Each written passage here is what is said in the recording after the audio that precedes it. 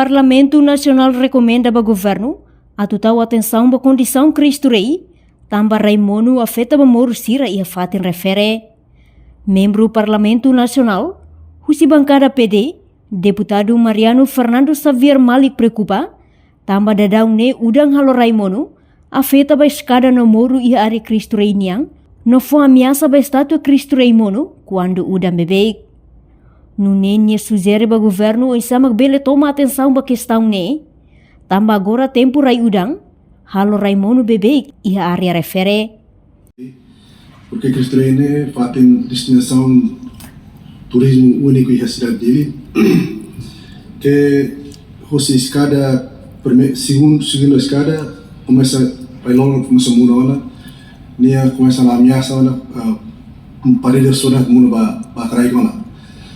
escada terceiro começa na muna ba na dolokuan ne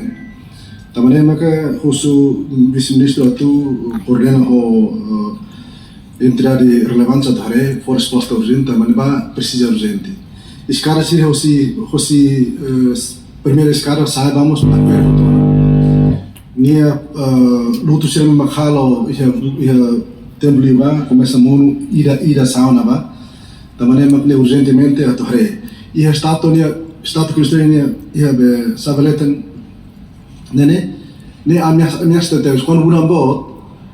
be Raimono bele fo ameaça ba stato cristiana também maka precisa halo penahani ia santuário nia letane também ameaça teus nem how dia Cristo Rei bola atenção também fatin foi halo os contra ne pura teus mas hoje ne começa a precisa de atenção também vice-ministro favor halo promoção para bela for atenção urgente para Cristo Rei. Enquanto deputada bancada CNRT Angela Maria Corvelo reforça situação em Cristo Rei precisa ter satu hadiah também se a hadiah maksai prejudica balicer se Cristo Rei niang sedikit lah hadiah lah lain sebelum prejudica ba alicerce Cristo Rei niang quase lolong fatutnya mulai além de escala ser navegar é justo total atenção por level ia tão grave então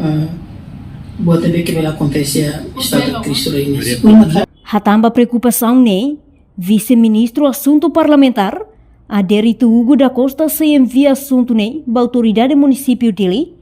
onde foi medida isa para bela resolver situação e a fatin refere.